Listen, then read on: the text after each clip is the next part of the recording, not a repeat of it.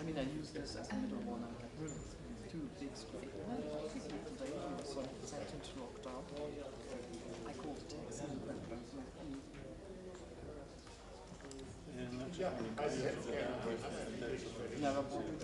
Się zgadzają. Tam można pisać, że Polska specjalista. So the Secretary General is on his way here. A my tu mamy pół godziny później na razie. To oświadczyli ministrowie spraw zagranicznych. To nie, że od początku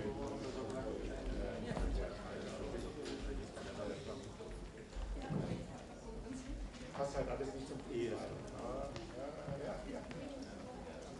Politik ist scheiße. No, właśnie to ja na razie siedzę na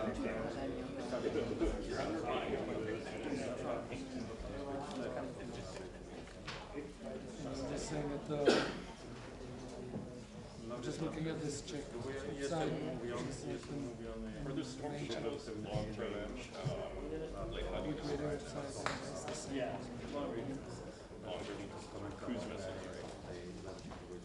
Ukraine can use German weapons. I mean, it's the That's a story that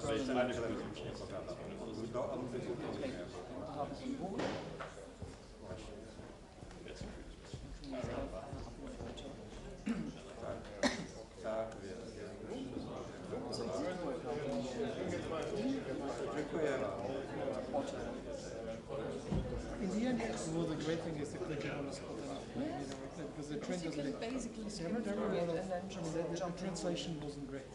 I mean, not the transcription. It was because of the audio. Yeah, I was still very far away and still. Still, I think we can since you can sort of jump into the recording.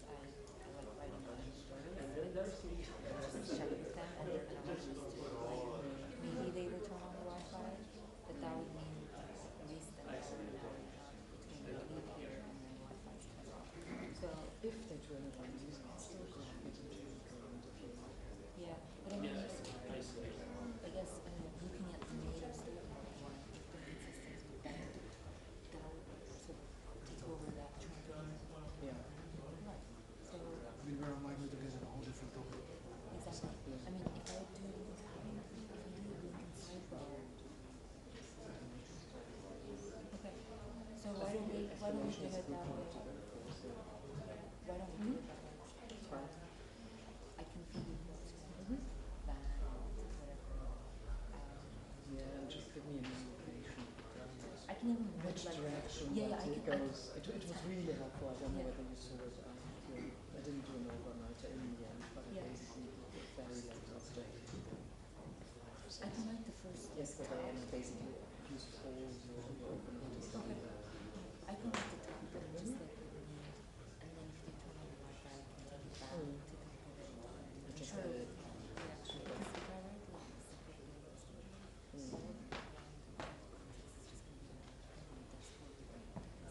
if I write like separately, Why do we have to?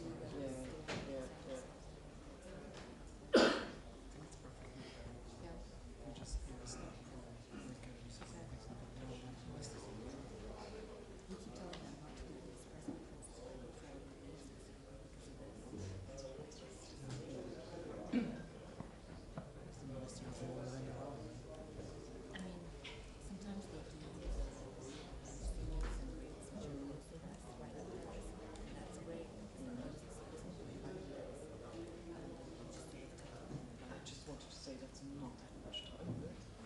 it's just enough. But and it's and the van is parked. That makes a big difference rather than like. Yeah. Did you travel with him most of the time? Kind of like let's say yeah. It's very hard for a long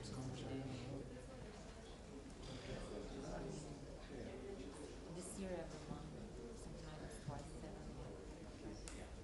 Since October 7th.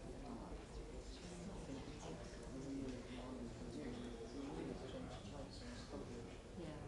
I don't mind it so much. It's not like Bank of America to Australia. Yeah, I know that traveling in Europe can be wherever in 2 hours. And like your team watches. Oh yeah. Well, I'm leaving for our weekend house right after this. Yeah. Just a nice Oh really? no speech. Do you remember my good Right. Yeah. I never thought about that. Right. Wait, can you better my college? How does she know all the details? But I was saying that because it's 2 hours from Prague and it's right on the German border. It's on the Great Border. It's like 4 miles from his house. So I think my kids think Second, I don't know. Is that kind of shock? Yeah. Not really.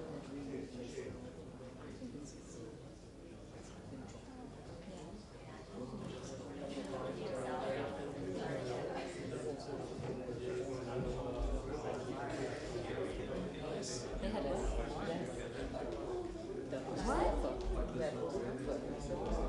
my god, what the hell? how is Belgium cheaper? How is Belgium cheaper How than did they Germany? justify that? Salaries? I mean,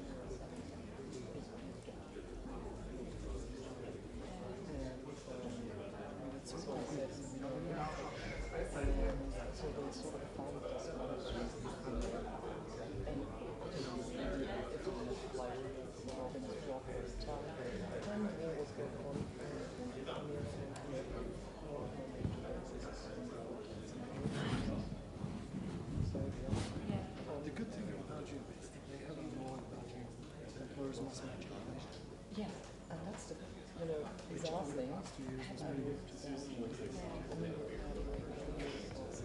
15% That's incredible. But who do where did it passport? we had 35% inflation in the last 3 years. So that's the reason why we moved in the first place, and then this was all That's very little.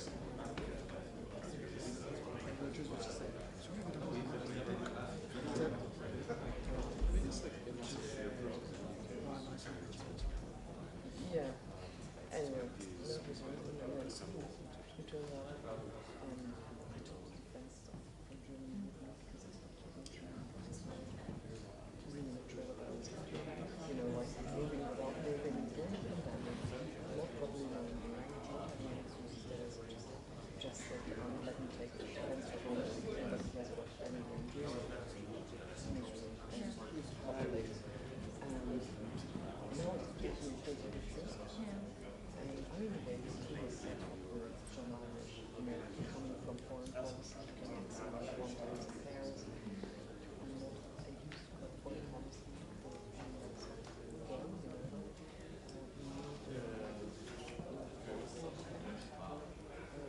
hopefully they're going to also be conscious of those things. And then I would basically bonding it to them, having multiple language between Brussels. And it's also on TV, which is great. Are you reporting to everyone? Yeah. Also, we noticed that people who sort of think it was pretty self-critique. Like who? Oh, I heard of it. What's he doing? He's gone, right? No. I think he's like doing something with finance and something. He's got a very Job for ages. He's got a very bizarre style, to say the least. Tends to pop up in conversations. Is it writing or behavior?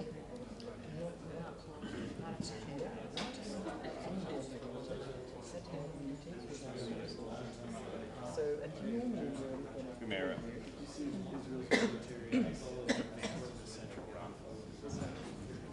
that's sort of how this goes.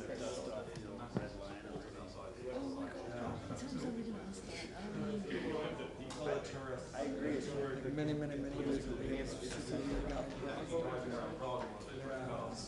One job in Dubai. I was trying We to were put up like 2 days ago. I gave him a Kind of number. word. Yeah. I didn't know. New York Times. I mean, people Okay. But how detailed, like same how situation with John. Yeah. Because when people ask that, I think for Miller Again. or someone. Yeah, on Monday they asked me that. He was like, oh, it comes from, I don't know. And we also know it's the same. The thing is, I think, Have you been told to live by people, hey, you should be doing this, and when you get something in our page, you should, yes. at least as a courtesy, call the chief or whoever and say, hey, Yes. do you guys mind if for my reporting on this? It's the other thing.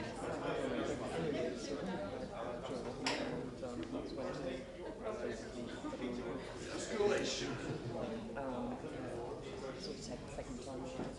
I think whoever it is has to propose a theory.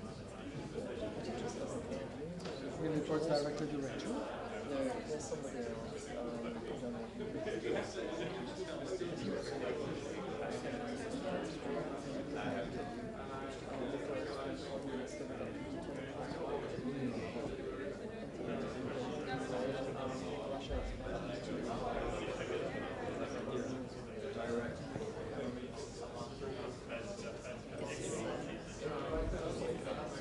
Look at where his truck is going.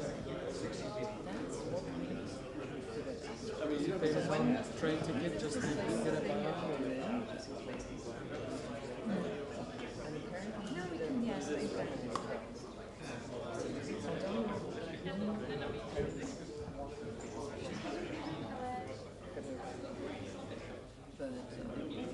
That was the reason.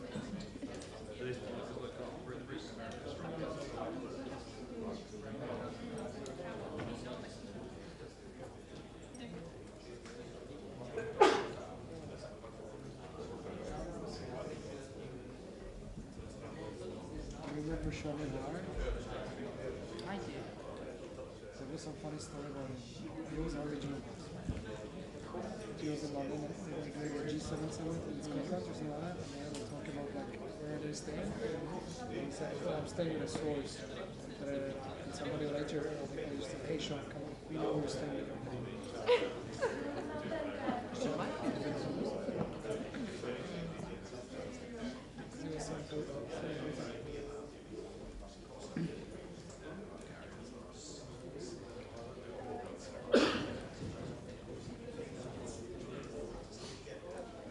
I mean, we did with Ukraine package for yesterday. We've been walking for 40 kilometers.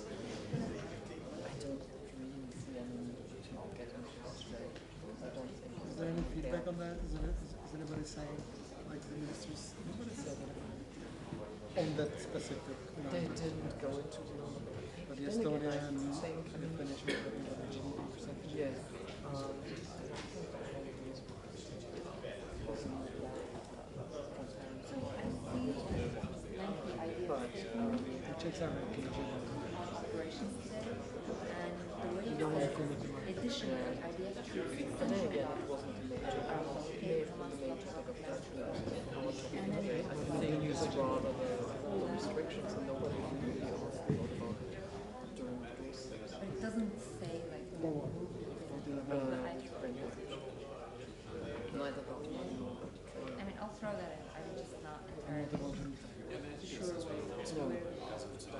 I think we'll touch on it again if it's about in relevance. Do you know the profit, but when looking at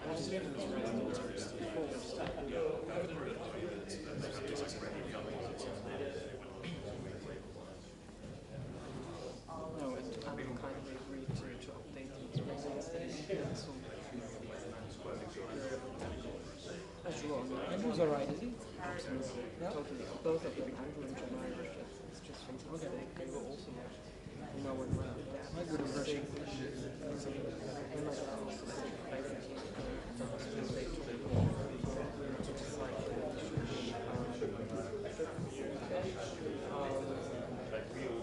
and I was supposed to, I mean, I'd gone to hospital, I was supposed to stalk him later that day, but like that, I had to rush to the other part of the hospital, side of the town, to ask my mom. I mean, there's nothing I want to decide myself, and I basically, like, 10 minutes before, I said, and John was what happened, and basically dropped out on us.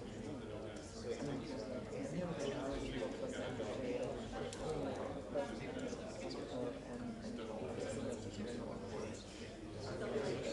and I think it was the right thing to do. I mean, that's never get back to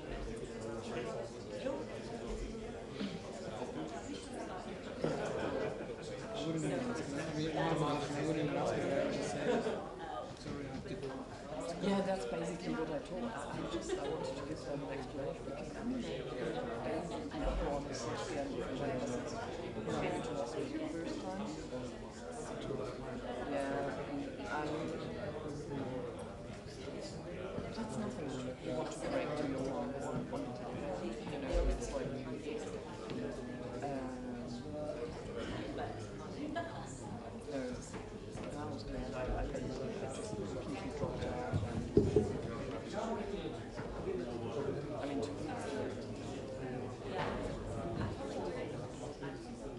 It's taking Stoltenberg a long time to walk over us. yeah, just feeling slightly guilty. All right, so the security general, he's already in the building. He will be coming shortly.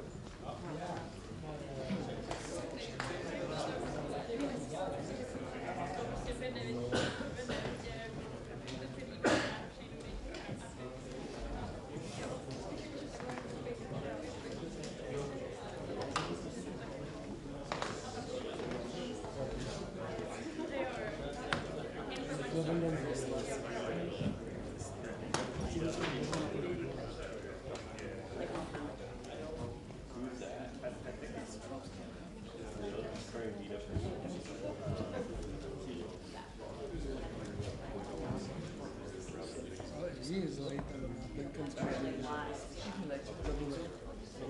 Вы не места?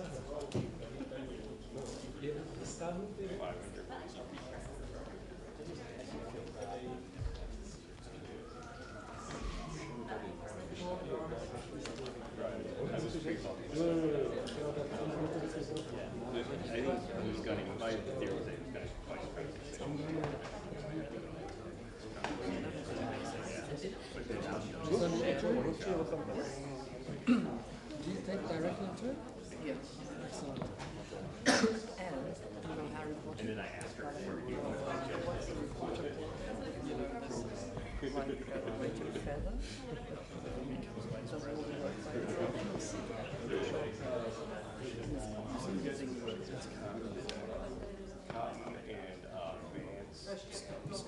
So now I've signed up. I'm going to put a free version. I should be able to do a yes. group with some people to share. Honestly, since I didn't on it, I mean, people first, I shared for half a year now, and they changed the system. Just try to figure it out.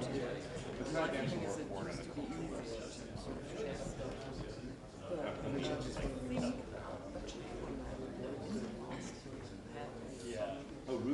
some amount of data. That's what it's supposed to be. Yeah. A couple And few yeah, hours.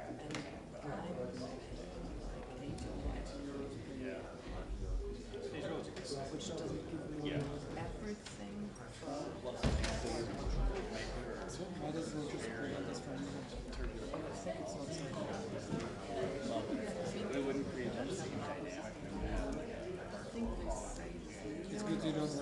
like sensitive documents. Yeah, like a republic, like a red house. Yeah, we have like 2 countries. Just, yeah, really. But then I think that the biggest thing underlying pressure for the staff is how we're politics. Like, for example, like, We do such a, I mean, there's this trend, transcription software as well, we upload it, and we, I'm like, can I hedge? It's like, no, somebody has a password in London. So I was told by our team, which uses it. So we now have like 30 people in the studio using one modem. We must be violating this, is how we do user software. But let's see, I'm sure this is what's in the application, so we're doing like they thought he was going to get attacked. Yeah, I thought he would get attacked. He was like Republicans, like Trump. When Trump was in power. Yeah.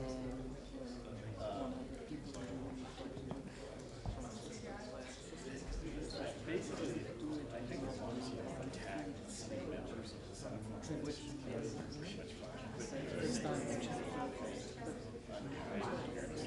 but they don't know what about this.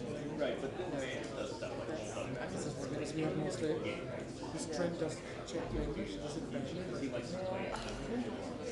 Yeah. I mean, there's a translation instruction in New York.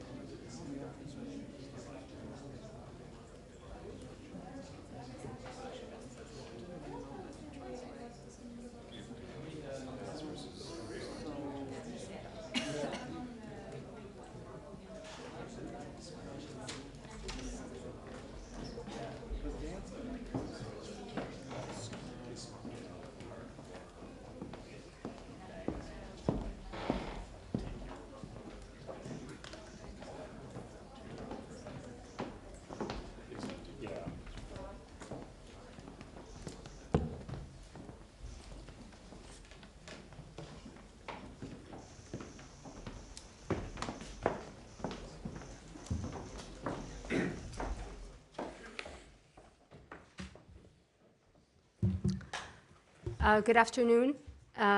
We'll hear from the Secretary General and then take some questions. Good afternoon. We have just concluded a productive meeting of NATO foreign ministers. Our discussions focused on our support for Ukraine. We all want to stop this war, but the paradox is that the better we prepare for the long haul, the sooner the war can end. Russia must understand that it cannot wait us out. No final decisions were made today, but we made significant progress on 3 issues. First, NATO's plans to play a greater coordinating role in the provision of equipment and training. Practically all military aid to Ukraine, 99%, comes from NATO allies. So it makes sense that NATO should play a greater role in these efforts.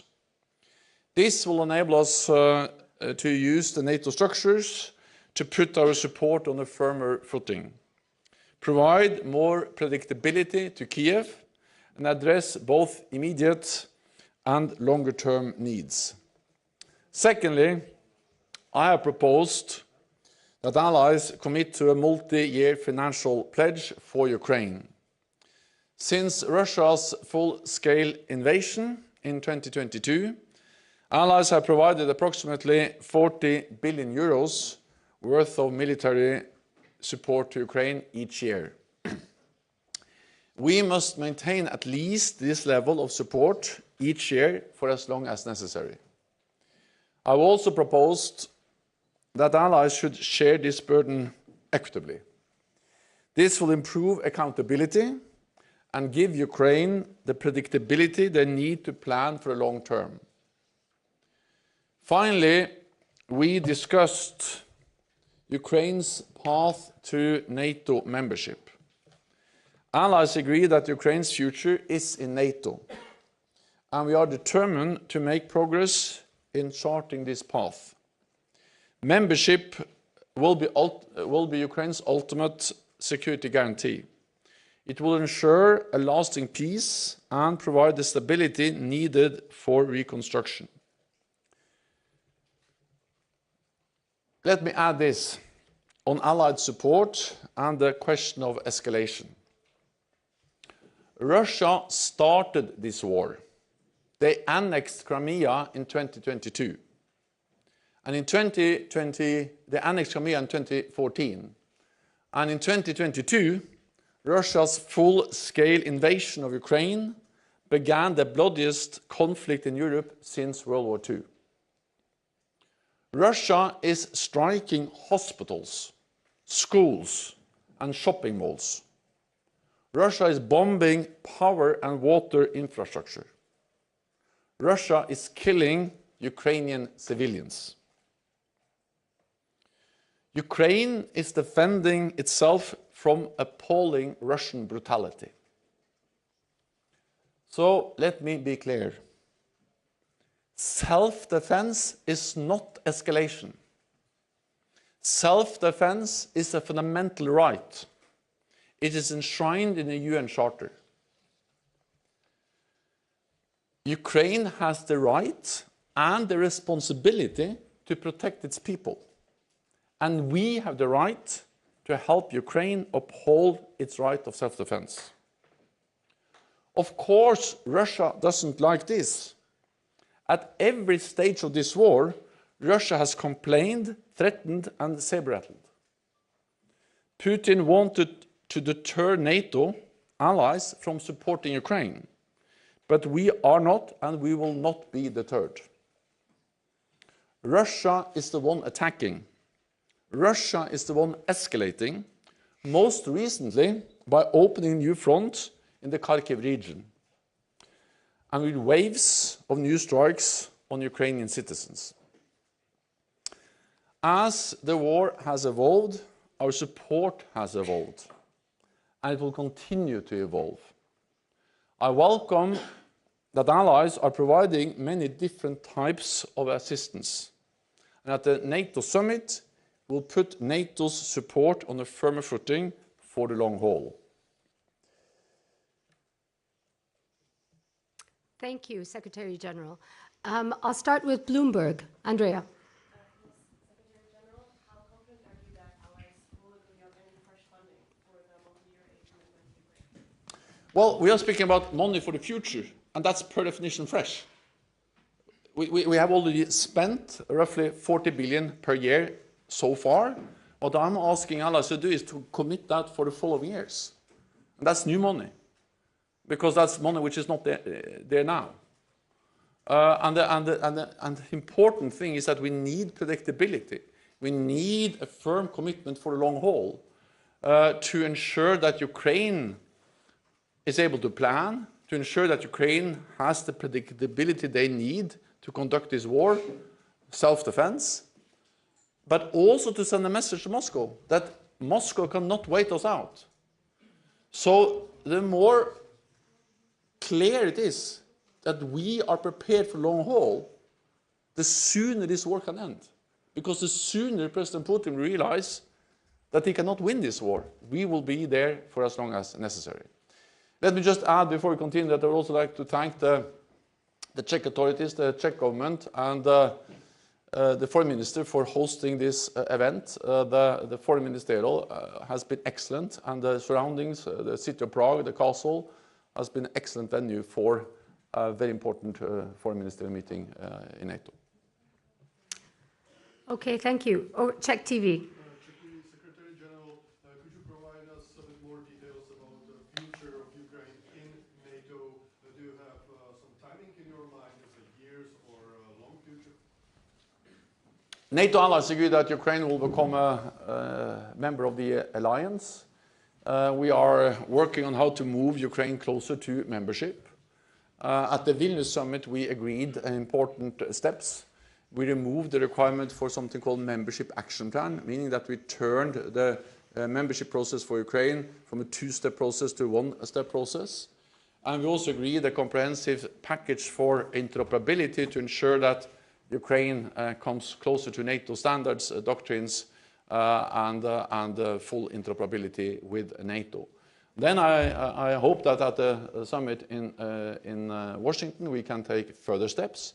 And I also believe strongly that the fact that we will most likely establish a mission providing, or a stronger structure for providing support to Ukraine, that will also help to move Ukraine closer to membership. And of course, anything we do together with Ukraine will help them to come closer to membership. So allies agree that Ukraine should be a member, but the timing of the invitation depends on when there will be consensus and when the conditions are met. Thank you. Dan. Thank you.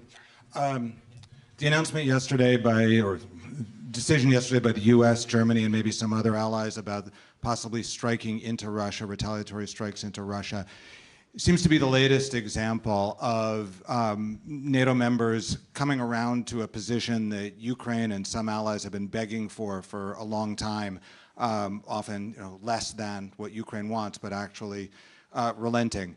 Over the past day, has there been any discussion, or is there any ongoing discussion about trying to get more ahead on some of these tactics and enabling Ukraine to do more to actually pursue the strategy that you've outlined? Thank you. As this war has evolved, NATO's support has evolved, and I welcome that allies are easing restrictions on the use of weapons.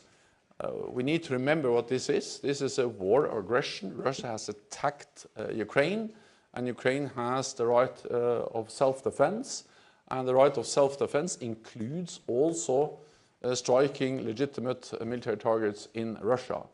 And the fact that Russia has launched a new offensive, that they have escalated the war by opening a new front in the north, trying to move towards Kharkiv or into the Kharkiv region, demonstrates that when they now are attacking Ukraine from inside Russia, on the other side of the border, where when the borderline and the front line is more or less the same, then of course the only way to attack behind enemy lines is also then to attack into Russian, or to strike into Russian territory. Allies are providing support in different ways. Some allies have never imposed any restrictions. Other allies have eased their restrictions. We just need to be vigilant. We need to adapt and evolve our support as the war evolves. And of course, we address these issues in the meeting today, and will continue to coordinate very closely. That's also one of the reasons why I believe it will be helpful to have a stronger NATO coordination and a long-term financial pledge in line with what I have proposed. Okay, Fats. Thomas, over there. Over there.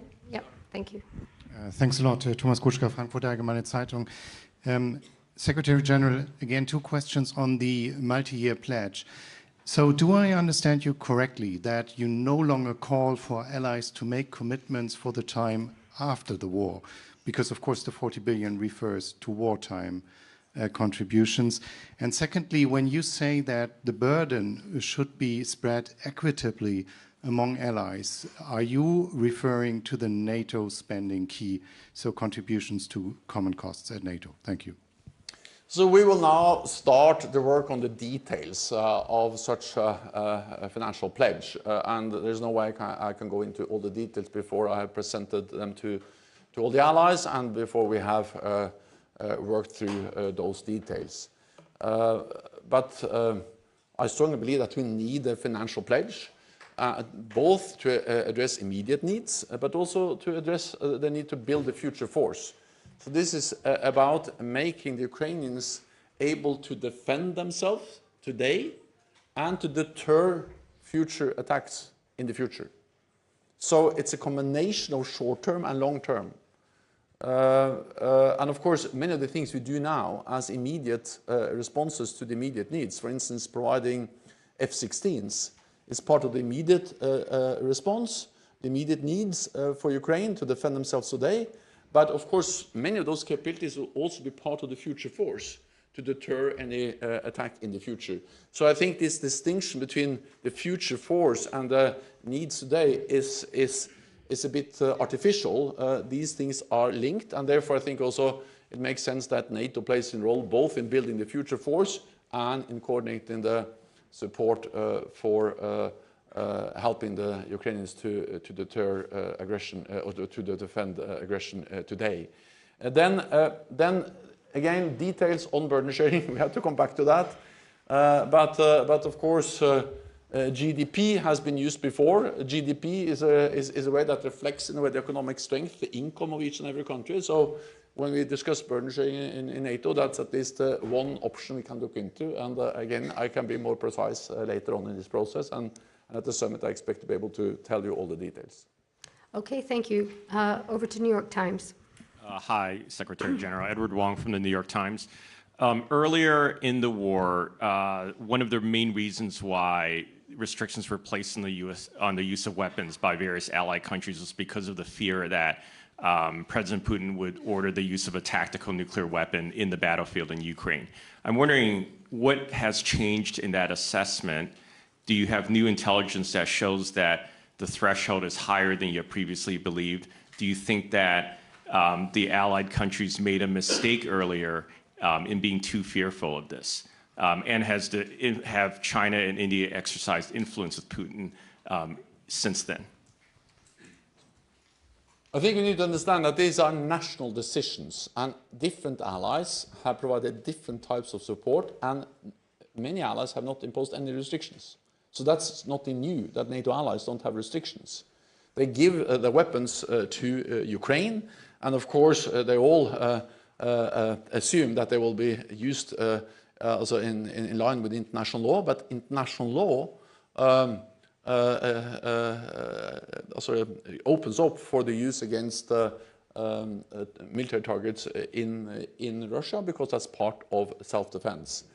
Then other allies have had more restrictions, but some of these restrictions are now eased or reduced, reflecting that the war has changed. Because now the front line is not inside Ukraine. Most of the fighting so far happened deep inside Ukraine. But now the fighting is in the Kharkiv region on the border between Russia and Ukraine. And then it makes sense also then to adapt any restrictions that would make it impossible for the Ukrainians to hit back against artillery positions, missile positions in Russia, directly attacking Ukrainian forces or Ukrainian cities. President Putin has threatened NATO allies since the beginning of the war. He has been out there again and again. Actually, the day before the invasion, he gave a speech where he threatened any ally that provided support to Ukraine. But we are not being deterred. Because if we had been deterred by that message, then we couldn't have given any support. He tried to prevent us from giving any military support.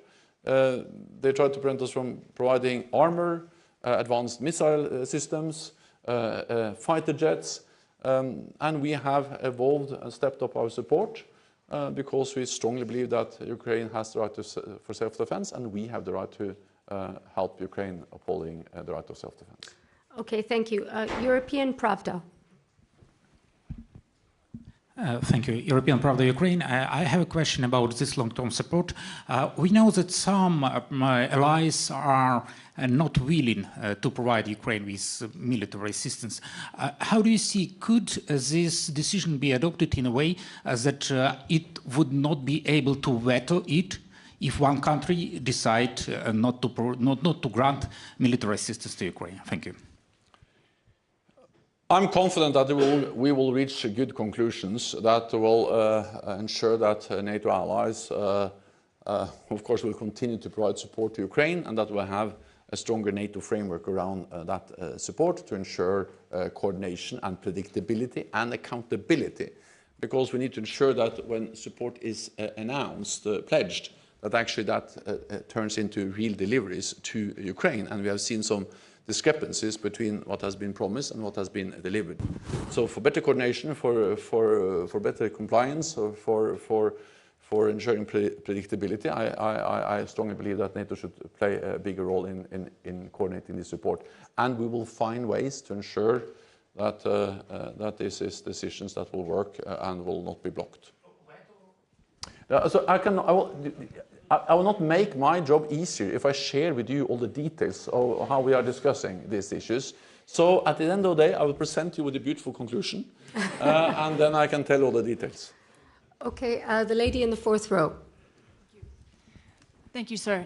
Chinese defense minister today denied again that China is providing any assistance to Russia's war effort, saying it was impartial in the matter and that it strictly controls its military exports.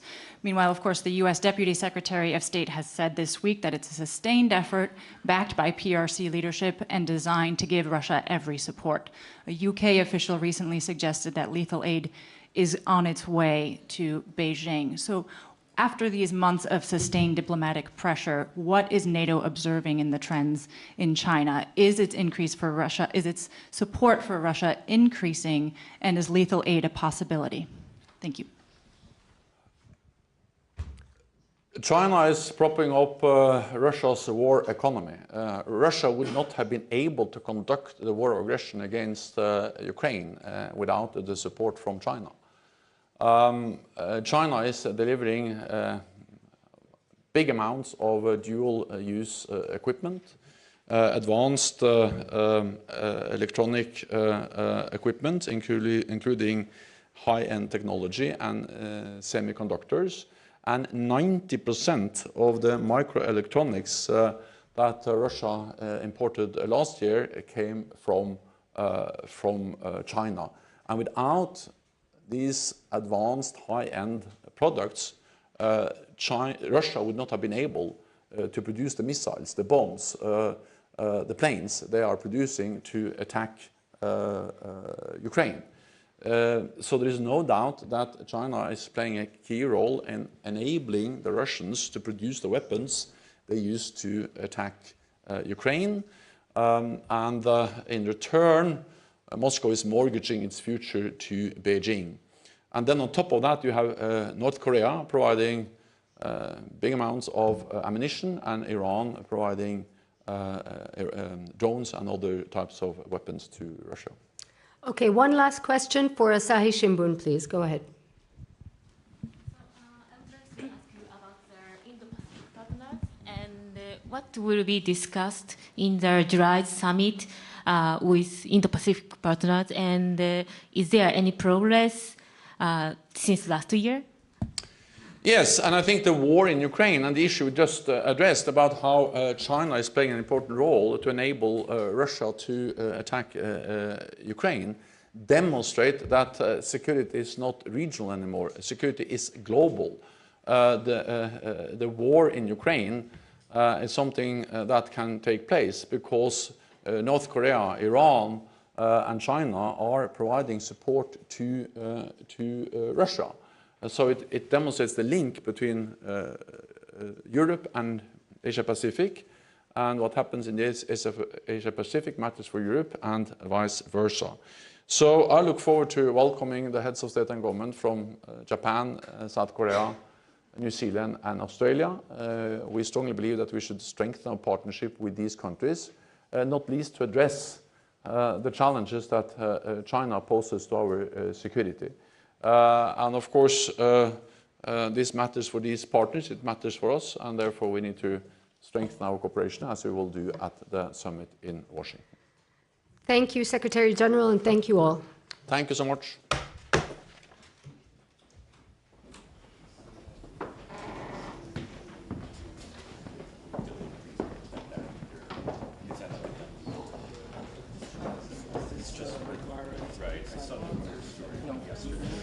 I'm wondering whether I think that I mean,